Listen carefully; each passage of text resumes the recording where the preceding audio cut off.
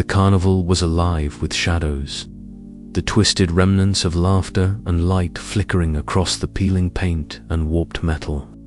From somewhere beyond, the unmistakable voice of the carnival barker boomed out, slicing through the thick silence like a blade. Step right up. Step right up. Witness the spectacle of your own failings. Face the ride where the truth is twisted and your sins laid bare. His voice was a grotesque melody, equal parts invitation and curse, resonating with manic glee that set my skin crawling. I swallowed hard, feeling the weight of unseen eyes upon me, the cursed laughter curling like smoke around my thoughts. The barker's gaunt figure emerged from the shadows, his coat shimmering faintly under the carnival's sickly neon glow. His eyes glinted with cruel delight, and his grin spread wide, sharp and unyielding. "Come now," he called. "Don't keep your sins waiting." Reluctantly, I stepped forward, the boards creaking beneath me as I approached the entrance of the ride. The sign above read simply, "The Hall of Reckoning." Painted in chipped letters and surrounded by faded images of distorted faces, it promised a journey into the darkest corners of my conscience. The door groaned open, a maw leading into darkness, and I was swallowed by the suffocating gloom.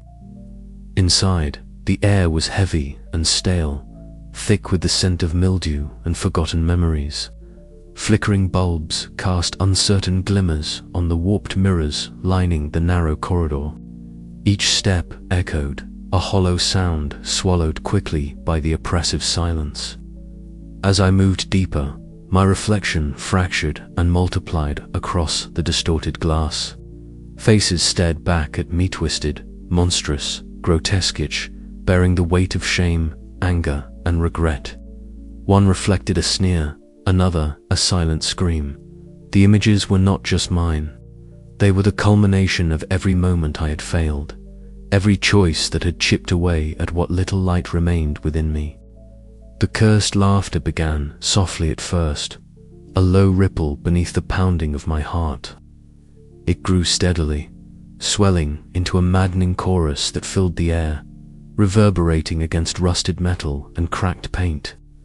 The sound seeped into my bones, tightening its grip, a relentless reminder that escape was impossible. I tried to close my eyes, to shut out the images and the sound, but they forced themselves into my mind's eye with cruel persistence. Flashes of memory intertwined with the carnival's horrors, a betrayal unspoken, a moment of cowardice, a glance turned away from suffering. Each one struck like a blow, raw and unforgiving. Suddenly, the mirrors began to warp further, the faces melting into one another, forming a grotesque tapestry of my failings. I staggered, the room spinning as the laughter crescendoed into a piercing shriek. The carnival barker's voice cut through the chaos again, sharp and taunting. "See what you've done, lost soul. There's no hiding here." I forced myself to steady my breath, the oppressive darkness pressing in from all sides. Somehow, amidst the torment, a flicker of something unyielding sparked within me, a stubborn ember of defiance. Was this the beginning of acceptance, or merely another trap in this endless nightmare? The ride came to its end with a sudden jolt, the door creaking open to reveal the barker standing beneath the flickering lights. His shadow stretched long and menacing, eyes gleaming with the weight of judgment. "Remember this, for the carnival never forgets," he whispered, voice dropping to a sinister growl. As I stepped back into the sickly glow of the midway, the cursed laughter ebbed but did not fade. It lingered like a poison in my veins, a reminder that the journey was far from over. The barker's challenge had been issued, and I was forced to confront not only the sins of my past, but the relentless torment that awaited with every turn of the Ferris wheel. I swallowed hard, steeling myself against the dread that coiled in my gut. The carnival was a mirror reflecting every fracture in my soul, and I could no longer deny the truths it revealed. Somewhere deep inside, beneath the crushing weight of guilt and fear, a fragile hope began to bloom, a hope that perhaps, through the torment, there might yet be a way out. But the laughter, it never truly ceased, and neither could I. The next ride awaited. I moved cautiously through the carnival's labyrinthine alleys, the gaudy colors of the tents muted beneath a suffocating gray haze. Somewhere close, the cursed laughter pulsed soft at first, then swelling like a tide, a cruel chorus that mocked the very beat of my heart. As the Ferris wheel's slow rotation echoed in the distance, a sudden stillness fell over the path, as if the carnival itself was holding its breath. Then, out of the shadows, they emerged, pale, insubstantial figures drifting on the edge of vision, their forms flickering like disturbed reflections in a warped mirror. The shadow children, silent, watchful, and utterly devoid of life, they gathered like ghosts summoned from a forgotten graveyard. Their carnival clothes hung in tatters, faded and stained, the remnants of laughter long since silenced. Their faces were featureless voids hollows where eyes, mouths, and noses should have been, yet I felt them watching me, weighing the sins I had tried so desperately to bury. I stopped dead in my tracks, breath catching as one figure stepped closer, its translucent hand extending toward me. I recoiled instinctively, but the cold touch brushed my cheek, not with malice, but with a sorrow so profound it crushed the breath from my lungs. In that moment, the fog around us thickened and shifted, revealing a fragmented vision, a memory I had locked away in the darkest recesses of my mind. It was a cruel scene from my childhood, a betrayal so subtle and yet so devastating that it had haunted the edges of my conscience without ever fully claiming recognition. A friend I had abandoned, left to suffer alone while I turned away. The faces blurred, the voices muffled, but the guilt was as sharp and raw as if it had happened yesterday. The shadow child's touch was a reminder that these sins, though forgotten by the world, were etched indelibly upon my soul. A sudden, piercing cackle shattered the fragile silence. The laughing clown appeared, stepping from the shadows with grotesque grace. Its exaggerated grin stretched impossibly wide, the hollow eyes gleaming with cruel delight. It danced around me, each step punctuated by that cursed laughter, a sound that drilled into my mind and refused to relent. The clown's presence was a tormentor, a living embodiment of my fears and self-loathing, and it reveled in my unraveling. I wanted to scream, to run, to bury myself beneath the carnival's rotting tents and escape this nightmare. But the shadow children remained, their silent vigil unbroken, a spectral jury that judged my every falter. Their presence was a mirror to my soul, reflecting sins I had hoped would remain hidden forever. Summoning every ounce of courage, I pushed forward, my feet dragging through the mist that curled around the carnival like serpents.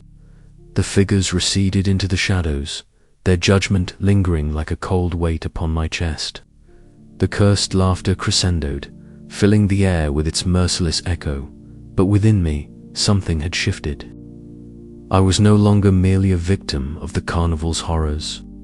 I was a participant in its cruel game, forced to confront the darkness within. The path ahead was uncertain, and the burden of the shadow children's silent watch was heavy. But somewhere beneath the fear and despair, a fragile thread of resolve took hold. I had no choice but to face the memories, the sins, and the relentless punishment that awaited me. The carnival's nightmare was far from over, and the next rotation of the Ferris wheel promised deeper revelations and darker truths. With a trembling hand, I reached out toward the next ride, the cursed laughter echoing behind me like a shroud. The shadows lengthened, and the carnival whispered my name, beckoning me into the abyss of my own guilt. Shadows spilled from the carnival's twisted lights, pooling like ink on the cracked glass of the gondola where I sat. The air was thick with the scent of stale popcorn and rusting metal. But beneath it all lurked something far fouler, miasma of guilt and dread that clung to my skin like a second shadow. I pressed my forehead against the cold window, eyes searching the warped reflections that danced before me. The carnival's lights flickered erratically, their colors bleeding into one another like a fever dream. Somewhere in the distance, the cursed laughter echoed mocking, relentless, impossible to escape. It wrapped around me like a vice, tightening with every beat of my heart. Images began to flicker in the glass, not reflections, but memories fractured and fragmented, like shards of a broken mirror. At first, they were vague, a whispered conversation in a dimly lit room, the cold touch of betrayal beneath a pallid moon. Then, sharper, more painful, the faces of those I had wronged, their eyes accusing and hollow. I recoiled, my breath catching in my throat. "No," I whispered, desperate to turn away, but the carnival would not be denied. The Ferris wheel's slow ascent carried me higher, and with it, the sins I had buried deeper than memory clawed their way to the surface. From the darkened edge of the carnival, a shape emerged, the laughing clown, its grotesque grin stretched impossibly wide, teeth gleaming like shards of broken glass. Its hollow eyes locked onto mine, and a chilling laughter spilled from its cracked lips, weaving through the air like a sinister melody. "You can't hide," it hissed, voice dripping with malice. "Not here, not now." My hands clenched into fists, nails biting into my palms.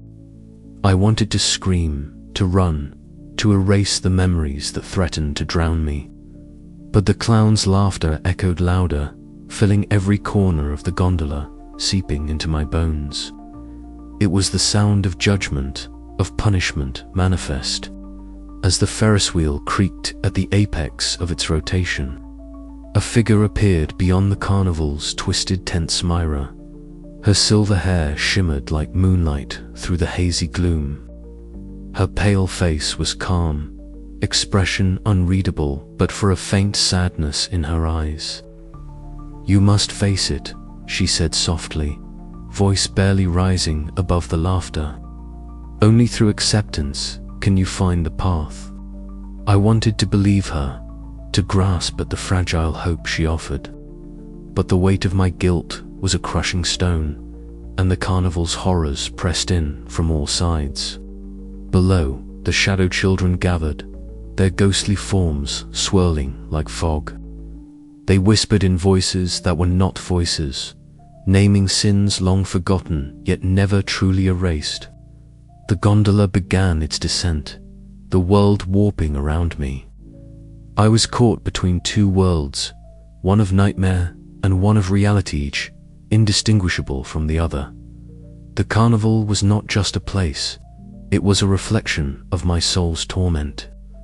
I closed my eyes and breathed deeply, the laughter fading to a distant echo, replaced by the pounding of my own heart. Denial was no longer an option. The sins I carried were mine to face, and the Ferris wheel's rotation was the turning point. As the ride slowed, the carnival's grotesque lights flickered once more. The next revelation awaited, a deeper wound yet to be uncovered. But for the first time, a flicker of resolve stirred within me, a fragile ember amid the darkness. The carnival was not finished with me, neither was I finished with it. And so the wheel turned again, carrying me toward the unbearable truth. The sun had long since disappeared behind the horizon, leaving only the garish glow of carnival lights to illuminate the night. The Ferris wheel's gondola swayed gently, suspended between heaven and hell. I traced the condensation on the glass with a trembling finger, watching as the images within shifted and morphed.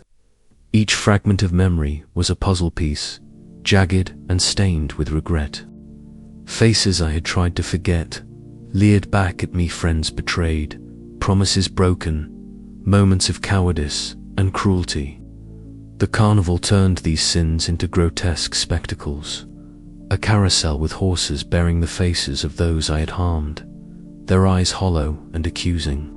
A hall of mirrors reflecting distorted versions of myself, each more monstrous than the last. The laughing clown's presence was constant, a malignant force that thrived on my fear. It appeared suddenly, materializing from the shadows with a twisted grin. Its footsteps echoed on the rusted metal beneath the gondola, and its laughter rang out, sharp and unyielding. "Face yourself," it taunted, "or be lost forever." I swallowed hard, fighting the urge to look away. But Myra's words echoed in my mind. Acceptance was the key. The clown's laughter was a curse, yes, but also a call to reckoning. Outside, the carnival buzzed with a sinister energy. The carnival barker's voice boomed across the grounds, announcing new horrors with gleeful cruelty. The shadow children drifted silently, their presence a reminder that no sin could truly be forgotten. As the Ferris wheel creaked once more, I felt the weight of my past pressing down on me, suffocating and relentless. Yet beneath the suffocating dread, a seed of understanding took root. I was not merely a victim of this cursed carnival, I was its prisoner, bound by my own guilt. The gondola tilted as it passed the apex, and I braced myself for the next revelation. Whatever truth awaited, I knew I could not turn away. The carnival demanded confrontation, and I was running out of time. With a final breath, I opened my eyes, ready to face the sin that would shatter my denial and force me into the abyss of self-acceptance. The ride was far from over. Night deepened as the Ferris wheel rotated, each turn peeling back a layer of my soul's darkness. The carnival's surreal horrors enveloped me, blending nightmare with waking reality until the two became indistinguishable. The cursed laughter was no longer just a sound. It was a presence, a living thing that clawed at my sanity. Through the glass, I glimpsed the twisted carnival below, booths manned by spectral figures, rides that twisted impossibly into the sky, and the ever-watchful eyes of the ringleader lurking just beyond the shadows. The carnival was a labyrinth of torment, and I was lost within its heart. The laughing clown appeared again, its grin wider than ever, eyes gleaming with malice. It danced around the gondola, its voice a chorus of mocking echoes. "You cannot hide from what you are," it whispered. "The truth will consume you." I closed my eyes, trying to shut out the torment, but the memories surged forward, unstoppable and merciless. I saw the moments when I chose selfishness over compassion, silence over truth. The faces of those I betrayed haunted me, their pain a mirror reflecting my own fractured soul. Then, as if summoned by my despair, Myra appeared once more at the carnival's edge. Her calm presence was a stark contrast to the chaos around me. "Acceptance," she urged gently. "Only through acceptance can the cycle be broken." Her words pierced the darkness, offering a fragile thread of hope. Yet the carnival was relentless, and the shadow children swirled closer, their ghostly whispers echoing forgotten sins that clawed at my mind. The gondola began its descent, the carnival lights blurring into streaks of color. With every rotation, the past and present collided, and I stood on the precipice of a truth I could no longer deny. The Ferris wheel turned, carrying me deeper into the heart of my own nightmare, toward the unbearable reckoning that would define my fate. And the cursed laughter never ceased. The air was thick with the scent of rusted metal and stale popcorn. mingled with something far fouler like decay and forgotten promises. The cacophony of cursed laughter seeped into my bones, a relentless soundtrack that twisted my insides with every echoing note. Ahead stood the funhouse, its entrance a yawning maw painted with peeling, sickly pastels. The sign, flickering unevenly, read, "Reflections of the Self." I hesitated, the hairs on my neck prickling as if warning me to turn back, but I had no choice. The carnival demanded my passage. Inside, the mirrors were anything but ordinary. Each surface warped and twisted my reflection into monstrous parodies' faces, twisted by rage, despair, and cruelty. The eyes staring back were not mine, but those of a stranger steeped in sin. Whispers slithered from the glass, accusing and mocking. "You lied. You betrayed. You fled." Each phrase was a dagger, cutting through the fragile veil of denial I clung to. My past slithered from shadows into sharp relief, memories flooding like a relentless tide. From there, the carnival's twisted logic led me to the dart-throwing game, a cruel parody of childhood innocence. The targets were familiar faces, those I had wronged, their eyes wide with hurt and betrayal. I threw blindly, each miss a reminder of my failures. The darts that struck seemed to pierce my own heart. Laughter, low and hollow, bubbled around me. The laughing clown appeared suddenly, emerging from the shadows like a spectre of torment. Its painted grin stretched impossibly wide, eyes empty yet burning with a cruel light. It circled me, taunting with silent mirth, its presence a physical weight pressing against my chest. I stumbled away, heart pounding, into the carousel's slow, eerie spin. The horses were no longer whimsical creatures, but grotesque tableaux of my syncidines, frozen in time, vivid and unyielding. A horse reared, its mane transforming into writhing shadows that whispered of broken promises and shattered trust. With every step, the carnival stripped away my defenses, peeling back layers of guilt and shame. The cursed laughter crescendoed, a tidal wave of mockery and despair that threatened to drown me. Yet amid the horror, a flicker of something else stirred within, a desperate, fragile hope that perhaps, beyond the torment, lay a path to redemption. The carnival was no mere place. It was a mirror of my own soul, warped and cracked, but still reflecting truths I could no longer deny.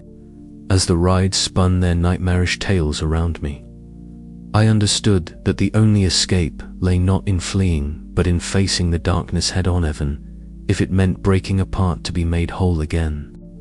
And so I moved forward, drawn by the cursed laughter, compelled by the promise that the final ride on the Ferris wheel might yet offer release or eternal damnation. A hand brushed my shoulder. I turned sharply, but no one was there. The laughter swelled, echoing in my ears as the carnival's nightmare deepened around me. The journey was far from over, and the rides had only just begun to reveal their horrors. I swallowed hard, steeling myself for what was to come. The carnival's macabre attractions were not just punishments, they were revelations. And I was trapped in their merciless grasp. Mira sat cross-legged on a faded patchwork quilt, her silver hair shimmering faintly in the dim lantern light that swayed gently above. The soft glow threw delicate shadows across her pale face, etching lines of quiet endurance and sorrow. I hesitated at the entrance, the cursed laughter still echoing faintly behind me like a distant storm. But something in her serene presence beckoned me forward. "Sit," she said, voice soft but steady, a balm against the relentless cacophony outside. I obeyed, sinking onto the worn fabric, the rough texture grounding me amid the swirl of my racing thoughts. Mira's eyes met mine clear, deep pools of calm that seemed to hold untold stories.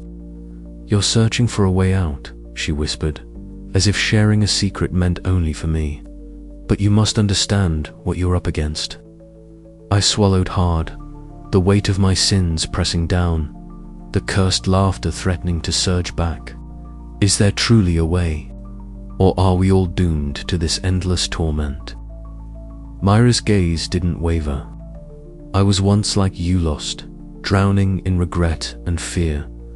But I found a sliver of peace, not here, but in acceptance. The carnival is a prison, yes, but it's also a mirror. What you see around you is the reflection of what you carry inside. Her words stirred something fragile within me, a flicker of hope I had thought extinguished long ago. How did you find peace? She smiled faintly, the corners of her lips trembling with the memory. By facing what I'd hidden away, by allowing myself to feel the full weight of my guilt without turning away. It wasn't easy. The carnival fights you every step, twisting your fears and doubts. But once you stop running, the path starts to clear, just a little. I looked around the tent, the shadows seeming less oppressive here. Outside, the twisted forms of carnival rides loomed, grotesque silhouettes against the night sky. The distant echo of the laughing clown's manic cackle cut through the quiet like a blade, a harsh reminder that this place was no sanctuary. The laughter never truly stops, Mira admitted, her voice dropping to a whisper. It's the soundtrack of guilt, the echo of all the pain we've caused. But it doesn't have to be your master. It can be a warning, a call to reckon. I swallowed, the words settling deep. And what if I can't forgive myself? What if the sins are too great? Mira reached out, her pale hand trembling slightly as she touched mine. The contact was cold but grounding, a lifeline in the storm. Forgiveness isn't about forgetting or excusing, it's about seeing yourself clearly, accepting the darkness and the light. It's the first step toward breaking the cycle. Her eyes searched mine, hopeful yet cautious. You don't have to walk this path alone. I'm here with you, even if only for a while. The carnival's grotesque laughter faded to a low murmur, the shadows at the edges of the tent seeming to recede. For the first time since arriving, I felt a crack in the suffocating grip of despair. "Thank you," I whispered, voice raw. "I want to try." Mira nodded, a serene strength settling over her features. "Then the journey begins. But beware, the carnival will not give up its prisoners without a fight." Outside, the night pulsed with eerie energy. The twisted rides beckoned, and somewhere nearby, the laughing clown's deranged laughter rose again, sharper and more menacing. Yet inside the tent, amidst the flickering lantern light and Myra's calm presence, I found a fragile spark of hope, a small, precious flame against the encroaching darkness. The path ahead was uncertain, fraught with peril and pain, but for the first time, I felt the stirrings of resolve. The carnival's nightmare was far from over, but perhaps, just perhaps, there was a way through the darkness. As I rose to leave, Myra's final words lingered in my mind, a quiet chant against the silence. Face the laughter. Face yourself. Only then can the chains begin to fall away. I stepped out of the tent, the carnival's twisted horrors awaiting, but now armed with a glimmer of understanding and a fragile hope that maybe redemption was not just a cruel illusion. The Ferris wheel loomed ahead, its creaking spokes turning slowly, each rotation a promise of reckoning. And I was ready, or at least I hoped I was. The laughter echoed once more, cursed and chilling, but this time it felt less like a sentence and more like a challenge. The night stretched before me, dark and endless, but I would not turn away. Not now, not ever. The carnival was still watching, still waiting, and so was I.